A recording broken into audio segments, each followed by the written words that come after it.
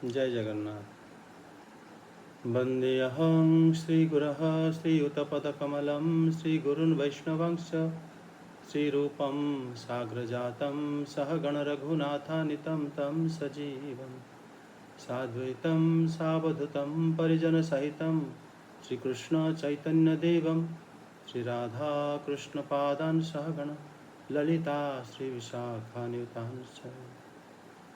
श्रीमद्भागवतम तृतीय स्कंद एकादश अध्याय 11वां अध्याय श्लोक संख्या 7। निमिषे श्रीलवोज्ञेय आन्मातस्थे त्रयक्षणः क्षणाञ्च क्षणान् पञ्च विदुः काष्ठं लघुता दश पञ्च च लघुनि वै समाम्रात दश पञ्च च नाडिका ते द्वे मुहूर्तः प्रहरः षडियां सप्त वा नृणां द्वादशार्धफलोन्मानं चतुर्भिश्चतुरङ्गुलैः स्वर्णमाशैः कृतच्छिन्द्रं यावत् प्रस्थजलात्प्लुतम्। अनुवाद।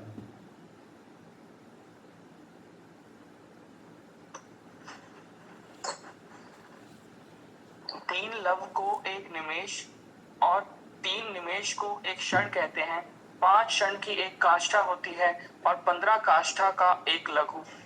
15 लघु की एक नाड़िका दंड कही जाती है। 2 नाड़िका का एक मुहूर्त होता है और दिन के घटने बढ़ने के अनुसार दिन एवं रात्रि की दोनों संधियों के 2 मुहूर्तों को छोड़कर 6 या 7 नाड़िका का एक प्रहर होता है। यह याम कहलाता है जो मनुष्य के दिन या रात का चौथा भाग होता है। मतलब यहाँ पर उन्होंने हाँ आगे तो पढ़ेंगे। पहले इसमें बताया गया कि रात्रि को घटने तक 6 नाड़िका का एक प्रहर होता है, बढ़ने पर 7 नाड़िका का एक प्रहर होता है। रात्रि बढ़ता है घटता भी है, ठीक है। इसलिए उन्होंने 6 या 7 षट सप्तवा नाड़िका श्लोक में बताते हैं। मतलब यहाँ पर जो 6 या 7 नाड़िका का एक प्रहर होता है, तो उससे पहले उन्होंने बताया है कि जो श्लोक 6 से 3 त्रिश्रेणों को पार करने में जितना समय लगता है, त्रिश्रेणु लगभग 100 किलोमीटर के दूरी पर रहते हैं, ऐसा समझ लेना चाहिए। और उसमें वो 3 त्रिश्रेणों को जब क्रॉस करेगा, वो उसमें जितना समय लगेगा उसको त्रुटि, क्योंकि सनलाइट का जो स्पीड है वो जिस तरह आता है, वो जब 3 त्रिश्रेणों को क्रॉस करता है जितना समय लगता है उसको त्रुटि कहते हैं। और उसके 100 गुना काल को वेद कहा जाता है और 3 वेद का एक लव है। तो ऐसा ही यहाँ पर बताया गया है। और आगे 3 लवों का एक निमिष होता है। उसके बाद 3 निमिष का एक क्षण समझना चाहिए। एक क्षण होता है लगभग 2.5 सेकेंड, एक क्षण। अगर हम दंड से हिसाब करेंगे 48 मिनट से, वो भी सब अप्रॉक्सीमेट वैल्यू लगभग है। और उसी से अगर हम एक त्रुटि को कैलकुलेट करेंगे तो आ रहा है 0.0009 सेकेंड। अगर हम इक्विवेलेंट ले लेते हैं 0.001, तो मतलब 1/1000 सेकेंड को मानेंगे, तो एक त्रुटि उतना समय में मतलब लाइट जो है एक कम से कम चला जाता है 300 किलोमीटर। तो वो किलोमीटर के हिसाब से 3 त्रिश्रेणु इसीलिए उन्होंने बताए हैं। और 3 त्रिश्रेणु जब पार करता है लाइट, मतलब त्रिश्रेणु जो इथर का पार्टिकल, क्योंकि हम जानते हैं जैसे सॉलिड पार्टिकल काफ़ी क्लोज रहते हैं और उसी तरह लिक्विड के पार्टिकल थोड़ा ढीला होते हैं, डिस्टेंस बढ़ जाता है। गैस में पार्टिकल के डिस्टेंस और बढ़ जाता है, उसी प्रकार ईथर में और ज़्यादा डिस्टेंस हो जाता है। तो इसी हिसाब से ये जो आते हैं क्या ना, लाइट जब क्रॉस करता है इन सारे जो कणों को, तो वो त्रिश्रेणु को जब क्रॉस करता है वो जितना समय लगता है उसको त्रुटि, वहीं से श्री मैत्रेय मतलब गणना काल को समझाने की हमें कोशिश करें हैं। तो उसके बाद उन्होंने बताया है कैसे आता है प्रहर। और जो प्रहर आता है तो वो 6 या 7 नाड़ी का होता है। और 4 प्रहर में एक दिन होता है। तो इसी हिसाब से और वो बात कह सकते हो मनुष्य का रात्रि या दिन का एक चौथाई भाग को प्रहर कहा जाता है। मतलब दिन का एक मतलब अगर दिन का मेजरमेंट पूरा पता नहीं है तो प्रहर का भी उसी हिसाब से अप्रॉक्सीमेट समझ लेना होगा कि 3 घंटा बताया जा रहा है। तो आगे पढ़ो, 9 से 13 पढ़ो। 6 पल तांबे का एक ऐसा बर्तन बनाया जाए जिसमें एक प्रस्थ जल आ सके और 4 मासे सोने की 4 अंगुल लंबी सलाई बनवाकर उसके द्वारा उस बर्तन के पैंदे में छेद करके उसे जल में छोड़ दिया जाए। जितने समय में एक प्रस्थ जल उस बर्तन में भर जाए वह बर्तन जल में डूब जाए उतने समय को एक नाड़िका कहते हैं। विदुर जी, 4 पहर के मनुष्य के दिन और रात होते हैं और 15 दिन रात का एक पक्ष होता है जो शुक्ल और कृष्ण भेद से 2 प्रकार का माना गया है। इन दोनों पक्षों को मिलाकर एक मास होता है जो पितरों का एक दिन रात है। 2 मास का एक ऋतु और 6 मास का एक अयन होता है। अयन दक्षिणायन और उत्तरायण भेद से 2 प्रकार के हैं। ये दोनों अयन मिलकर देवताओं के एक दिन रात होते हैं तथा मनुष्य लोक में ये वर्ष या 12 मास कहे जाते हैं। ऐसे 100 वर्ष की मनुष्य की परम आयु बताई गई है। चंद्रमा आदि ग्रह, अश्विनी आदि नक्षत्र और समस्त तारा मंडल के अधिष्ठाता काल स्वरूप भगवान सूर्य परमाणु से लेकर संवत्सर पर्यंत काल में 12 राशि रूप संपूर्ण भुवन कोश की निरंतर परिक्रमा किया करते हैं। बृहस्पति, सवन, चंद्रमा और नक्षत्र संबंधी महीनों के भेद से यह वर्ष ही संवत्सर, परिवत्सर,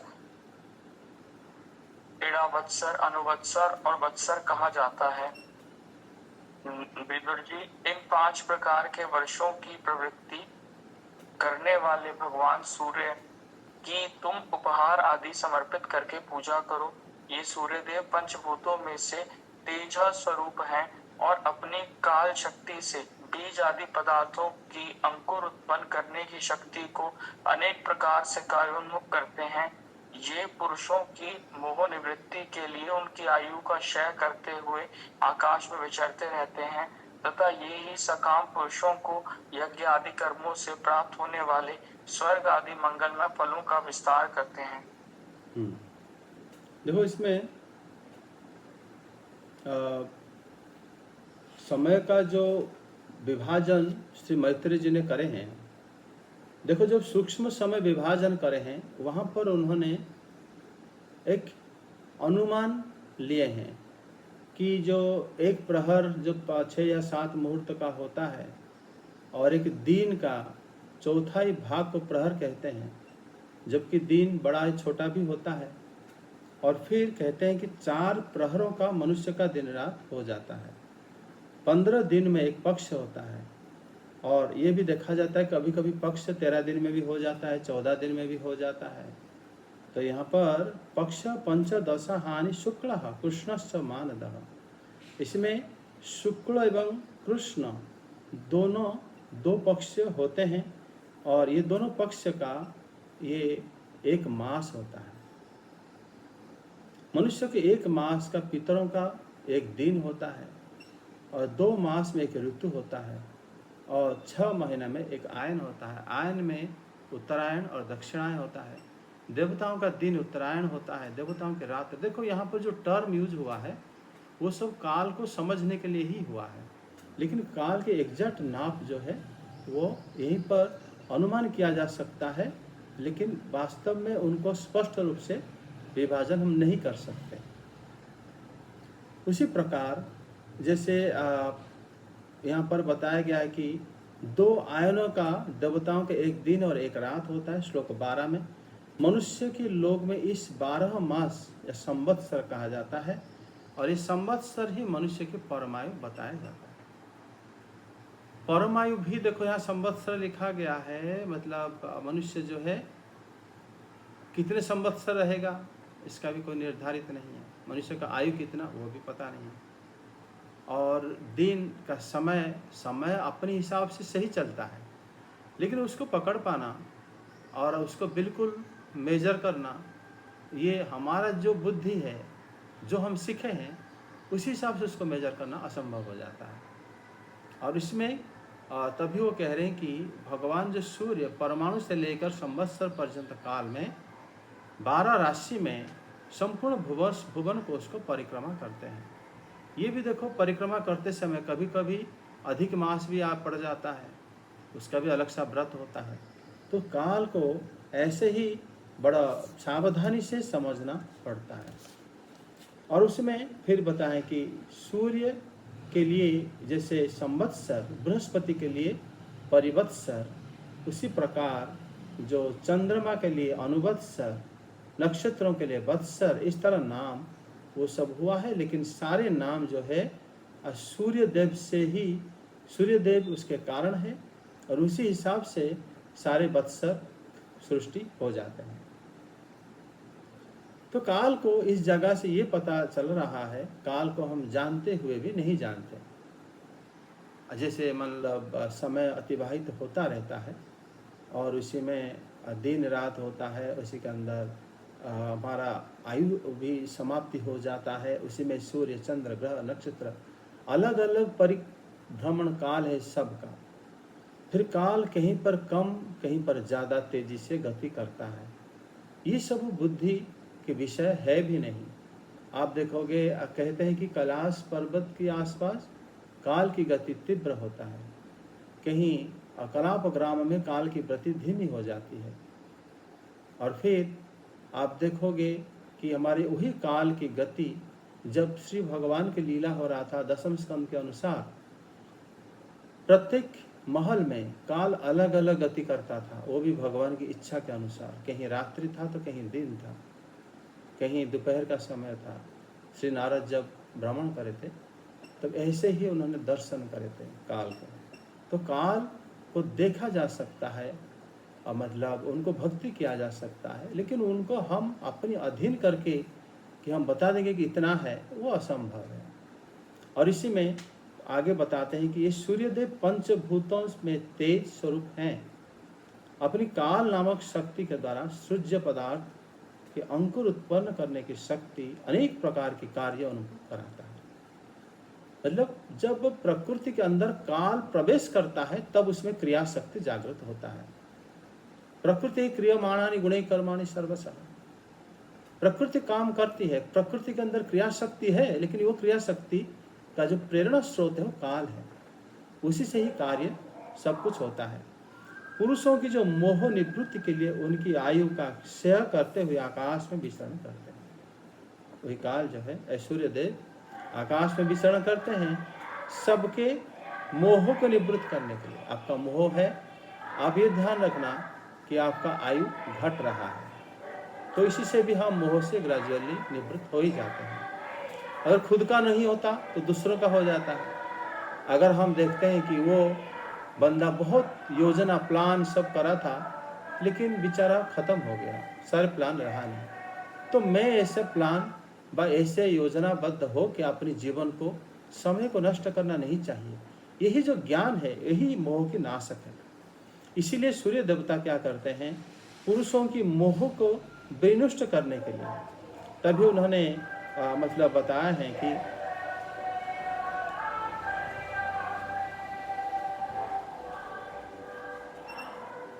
गुणमयं वितक्नुवन् दिवि धावति तस्मै वत्सर पंचकाय बलं हरतः। पुरुषों का जो आकाश में सूर्यदेव जो विचरण करते हैं, सकाम पुरुष यज्ञादि कर्म प्राप्ति करने वाले स्वर्ग आदि फल का विस्तार करते हैं। 5 प्रकार के वर्षों का प्रवृत्त करने वाले भगवान सूर्य को अनेक प्रकार की पूजा उपहार द्वारा पूजा करनी चाहिए, क्योंकि यही काल शक्ति का स्वरूप के रूप में हमारे सामने विद्यमान है। मतलब काल को हम नहीं देखें, लेकिन उसके प्रतिनिधि स्वरूप अगर हम देखते हैं सूर्यदेव, सूर्यदेव जब चले जाते हैं तो हम इतना मानते हैं कि एक दिन मेरा चला गया, बूढ़ा हो गया मैं। और जब सूर्यदेव के अनुसार हम एक तारीख बनाते हैं और फिर कहते हैं ये आदमी, ये मतलब जो पुरुष का या इस स्त्री के आयु इतने साल हुआ, 92 साल हुआ या 88 साल हुआ, इस तरह हम लोग एक समय के परिक्रम कल्पना करने के लिए ऐसे हम करते हैं। ये इसका प्रतिनिधि स्वरूप सूर्य देवता है, तभी वो कह रहे हैं कि मतलब सूर्य देवता को आप पूजा करनी चाहिए। आयु आदि क्षीण करके मनुष्य का जो विषय में आसक्ति को सूर्यदेव दूर करने के लिए प्रयास करते हैं। अगर वो किसी को मन ही मारते हमारे सामने, तो हमारे आसक्त दूर इतना मात्रा में जो थोड़ा सा कम होता है, हम देख के कम हो जाता है कि मेरे सामने मेरे पिता की देहांत हो गई, मेरी माता की हो गई, मेरे और अन्य अन्य लोगों का, मेरे भाई के हो गए, हम जब देखते हैं तो फिर हमें कम से कम आसक्ति जो मोह है वो क्षीण हो जाता है। ये भी सूर्य देवता हमें सहायता करते हैं। तभी ये बात भी मतलब श्रीधर स्वामीपाद बताते हैं कि पुरुष्या भ्रामाय भ्रमो मोहस्तत्र मोहस्तत् निवृत्ताये, ये मोह को निवृत्त करने के लिए ही सूर्यदेव इस तरह भ्रमण करते रहते हैं। आगे विदुरवाच पितृदेव मनुष्याणामायुः परमिदं स्मृतं परेशा गतिमाचक्ष्व ये स्युः कला कल्पाद्वैर्वृदः भगवान् वेदः कालस्य गतिं भगवतो ननु विश्वं विचक्षते धीरा योगाराध्येन चक्षुषा। अनुवाद। विदुर जी ने कहा, मुनिवर, आपने देवता, पितर और मनुष्यों की परमायु का वर्णन तो किया। अब जो सनकादि ज्ञानी मुनिजन त्रिलोकी से बाहर कल्प से भी अधिक काल तक रहने वाले हैं, उनकी भी आयु का वर्णन कीजिए। आप भगवान काल की गति भलीभांति जानते हैं, क्योंकि ज्ञानी लोग अपने योग सिद्ध दिव्य दृष्टि से सारे संसार को देख लेते हैं। मतलब यहाँ पर विदुर जी स्वयं यमराज है, वो सबका परमायु समझने की प्रयास कर रहे हैं और ये जानते हैं कि काल कैसे किसी को ग्रास करता है। तभी वो कहते हैं कि पितर देवता मनुष्य के आयु आपने कहा है, आप उन लोगों का आयु बताइए जो बाहर रहते हैं। परेशम कल्पात बहि ही विदः यस्युः तेषां गतिम आचक्ष्व। फिर बता रहे हैं कि हे भगवान, आप भगवान काल की गति भली भांति जानते हैं। भगवान ननु भगवत कालस्य गतिं वेद। उसे मैत्री जी को कह रहे हैं कि आप काल की गति को अच्छी तरह जानते हैं। ज्ञानी पुरुष अपनी योग सिद्ध दृष्टि से संपूर्ण विश्व को देख लेते हैं। वो विश्व को देखते हैं कि वास्तव में आगे क्या होने वाला है और कुछ होगा, लेकिन वो काल की गति को नहीं रोकते, लेकिन काल की गति को देखते हैं, देख पाते हैं कि काल ऐसे गति करने वाला है। अच्छा, मैत्र जी के जो उत्तर हैं वो बताइए। कृतं त्रेता द्वापरं च कलिश्चेते चतुर्युगं दैवे द्वादशाभिवर्षैः सावधानं निरूपितम् चत्वारि त्रीणि तु चैकं कृतादिषु यथाक्रमं संख्यातानि सहस्राणि द्विगुणानि शतानि च संध्यांशयोऽन्तरणे यः कालः शता संख्ययोः तमे बाहुर्युगं यज्ञा यत्र धर्मो विधीयते। अनुवाद पढ़ो 20 तक। मैत्रेय जी ने कहा, विदुर जी, सतयुग, त्रेता, द्वापर और कली, ये 4 युग अपनी संध्या और संध्यांशों के सहित देवताओं के 12 सहस्त्र वर्ष तक रहते हैं, ऐसा बतलाया गया है। इन सत्य आदि चारों युगों में क्रमशः 4, 3, 2 और 1 सहस्त्र दिव्य वर्ष होते हैं, और प्रत्येक में जितने सहस्त्र वर्ष होते हैं उससे दुगने 100 वर्ष उनकी संध्या और संध्यांशों में होते हैं। युगों की आदि में संध्या होती है और अंत में संध्यांश। इनकी वर्ष गणना सैकड़ों की संख्या में बतलाई गई है। इनके बीच का जो काल होता है उसी को काल वेदताओं ने युग कहा है। प्रत्येक युग में एक एक विशेष धर्म का विधान पाया जाता है। इसमें जैसे कलियुग 4,32,000 वर्ष है। देवताओं की गणना में ये जो है हमारा 4, 3, 2 और 1, 1000 दिव्य वर्ष है। 1000 जो दिव्य वर्ष है कलयुग का परमायु तो कलयुग का उसी में वो कह रहे हैं कि 200 वर्ष उसके संध्या है। अभी कलयुग के प्रथम संध्या चल रहा है, फिर 200 वर्ष संध्या अंश है। बाकी जो बीच में जो समय रहता है उसको युग की अवधि कहा जाता है। मतलब चारों युग 12,000 वर्ष पर्यंत अपनी संध्या अंश के साथ ही रहते हैं। और इस प्रकार जो है ये गणना श्री मैत्रेय जी कह रहे हैं। इसमें सत्य, तृतीया, द्वापर, कली 4 युग अपनी संध्यांश के साथ देवताओं के 12,000 वर्ष तक होते हैं, ऐसा कहा गया है। मतलब आप सोच के देखो, 1000 कलयुग, 2000 द्वापर युग, 3000 त्रेता युग, 4000 सत्य युग। अगर हम इन्हीं को मतलब जोड़ते हैं तो 10,000 वर्ष दिव्य वर्ष आता है चारों युगों का अवधि। लेकिन 4 युगों का अवधि तो 12,000 वर्ष कहा गया है। ये जो 2000 वर्ष बचता है वो प्रत्येक युग के बीच में मान के चलो 200 वर्ष उसका संध्या है, 200 वर्ष संध्यांश है, फिर 200 वर्ष संध्या है, फिर 200 वर्ष संध्यांश है। इसी तरह अगर हम मतलब जाएंगे 5 बार तो वो हो जाएगा तुम्हारा मतलब 2000 दिव्य वर्ष। इसमें मिल के ये हो जाता है 12,000 दिव्य वर्ष। तो इसमें सत्य, तृतीया, द्वापर, कली का जो 200 ये 400 हो गया। द्वापर के लिए फिर 200 फिर वो 400 हो गया। ऐसा जब जाते हैं फिर कलयुग के शुरू से भी सत्ययुग का संध्यांश चलता है। तो इसी हिसाब से देखा जाए प्रत्येक युग के बीच में 400 वर्ष की अवधि मिल जाता है। तो अंत समय में वो बढ़ के हो जाता है मतलब जब कलयुग की शेष संध्या चलता है, बड़े भयंकर समय आता है। वो समय हालांकि ज़्यादा दिन के लिए नहीं रहा था, वो 100 मतलब 200 दिव्य वर्ष रहता है। और कलयुग का भी प्रथम संध्या 200 दिव्य वर्ष। 200 दिव्य वर्ष जो है वो लगभग 10,000 वर्ष समझ लेना चाहिए। 10,000 वर्ष के आसपास जो समय है अभी हम वास कर रहे हैं, ये सत्य युग के बाद का ये समय है, मतलब द्वापर युग के बाद का ये समय है। इसमें धर्म, कार्य, पुण्य, इसमें भी भगवान श्री चैतन्य भगवान के अवतार इसी में ही हुआ है। संध्या में, प्रथम संध्या में। और द्वापर युग के शेष संध्या में श्री कृष्ण की अवतार हुआ है। द्वापर युग जब समाप्ति हो गया था उसके बाद, और शिव चैतन्य भगवान की इसी संध्या में अवतरण हुआ है। मतलब दोनों संध्या अगर देखा जाए, दोनों ही युग ही नहीं गिना जाएगा, और दोनों ही एक संध्या में ही श्री भगवान की अवतरण हुआ है। लेकिन कलयुग की अवधि कलयुग संध्या से ही गणना शुरू हो जाता है, इसलिए उनको कलयुग के अवतार कहा जाता है। और श्री भगवान को भी द्वापर युग के अवतार कहा जाता है। लेकिन भगवान श्री कृष्ण की लीला का पूर्ति श्री चैतन्य महाप्रभु की अवतार से ही होता है।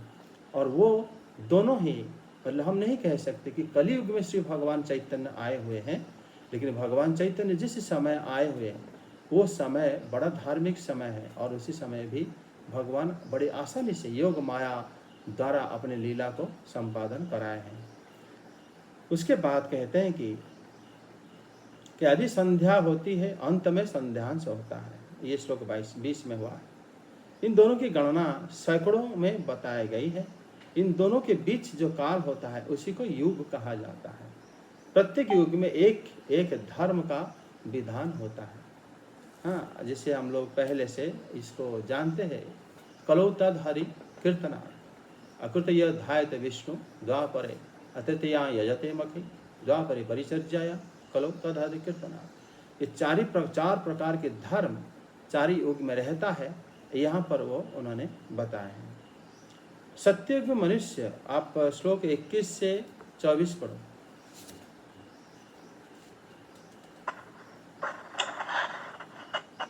सत्य युग के के मनुष्यों में धर्म अपने चारों चरणों से रहता है, फिर अन्य युगों में अधर्म की वृद्धि होने से उसका एक एक चरण क्षीण होता जाता है। प्यारे विदुर जी, त्रिलोकी से बाहर महरलोक से ब्रह्मलोक पर्यंत यहाँ की 1 सहस्त्र चतुर्युगी का एक दिन होता है और इतनी ही बड़ी रात्रि होती है जिसमें जगत कर्ता ब्रह्मा जी शयन करते हैं। उस रात्रि का अंत होने पर इस लोक का कल्प आरंभ होता है। उसका क्रम जब तक ब्रह्मा जी का दिन रहता है तब तक चलता रहता है। उस एक कल्प में 14 मनु हो जाते हैं। प्रत्येक मनु 71 चतुर्युगी से कुछ अधिक काल तक अपना अधिकार भोगता है। प्रत्येक मनवंतर में भिन्न भिन्न मनुवंशी राजा लोग, सप्तऋषि, देवगण, इंद्र और उनके अनुयायी गंधर्वादी साथ साथ ही अपना अधिकार भोगते हैं। मतलब यहाँ पर तो बताएं कि त्रैलोक के बाहर, मतलब त्रिलोक के बाहर क्या है? महरलोक, जनलोक, तपलोक और सत्यलोक या ब्रह्मलोक भी कहते हैं। 4 जो लोक हैं, ये 4 लोक का 1000 चतुर्युग में एक दिन होता है। तो बताओ देवताओं की गणना में कितने अधिक अवधि होगा? देवताओं की गणना में 12,000 दिव्य वर्ष में सत्य, त्रेता, द्वापर और कली एक बार 4 चतुर्युग समाप्ति हो जाता है। तो 12,000 दिव्य वर्ष में अगर वहाँ पर 1,000 और मतलब गुणा करा जाए तो उनको मतलब मान के चलो 12,000 तो वो जो समय है 120 लाख करीब, वो समय मतलब दिव्य वर्ष उनका एक दिन होता है। मतलब श्री ब्रह्मा जी का एक दिन वहाँ पर भी ये लोग रहते हैं, सनकादि ऋषि वृंद, श्री नारद आदि। मतलब वहाँ पर श्री ब्रह्मा जी के जितने बड़े दिन, जितने बड़े रात्रि के समय वो लोग परम ब्रह्म को स्तुति करते हैं। सनकादि ऋषि वृंद, वो उनका कभी विनाश नहीं होता।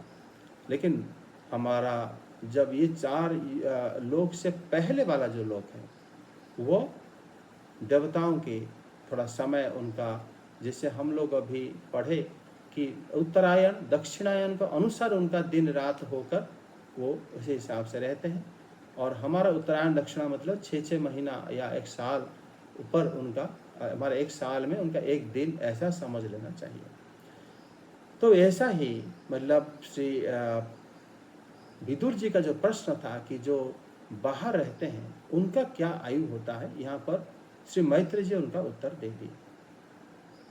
ब्रह्मा जी की रात्रि बीतने पर जब कल्प का आरंभ होता है, जब तक श्री ब्रह्मा जी का दिन रहता है तब तक क्रम चलता है। उस कल्प में 14 मनु आते हैं। मतलब ये श्री मैत्री जी कह रहे हैं कि आयु या परम आयु कैसे हम सोचेंगे। वो कह रहे हैं कि ब्रह्मा जी के एक दिन में 14 मनु जन्म लेते हैं या आ जाते हैं मनुष्य को शासन करने के लिए।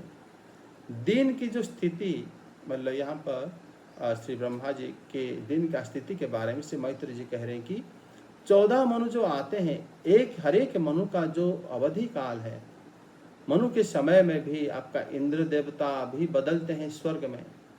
बाकी इंद्र देवता अगर बदलते हैं, बाकी अन्य देवता भी उनके उपाधि से बदल जाते हैं।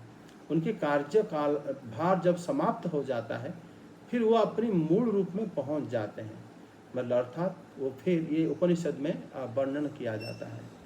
तो ऐसे जो 71 चतुर्युग से कुछ अधिक युग जब भोग करते हैं मनु, प्रत्येक मनवंतर में क्या करते हैं ना, भिन्न भिन्न मनुवंशी राजा भी आते हैं, सप्तर्षिगण आते हैं, इंद्र देवता आते हैं, गंधर्व भी आते हैं। ये सब अपने अपने अधिकार को भोगते हैं। अर्थात जब ब्रह्मा जी की एक दिन में ये सब लोग क्या करते हैं ना, अलग अलग स्वरूप में, मतलब उनका अपने रूप में आते हैं। और जो लोग पुराने हो जाते हैं, जिनका समय अवधि समाप्त हो जाता है, वो अपने कार्य से विरत हो जाते हैं, तो कार्य छोड़ देते हैं।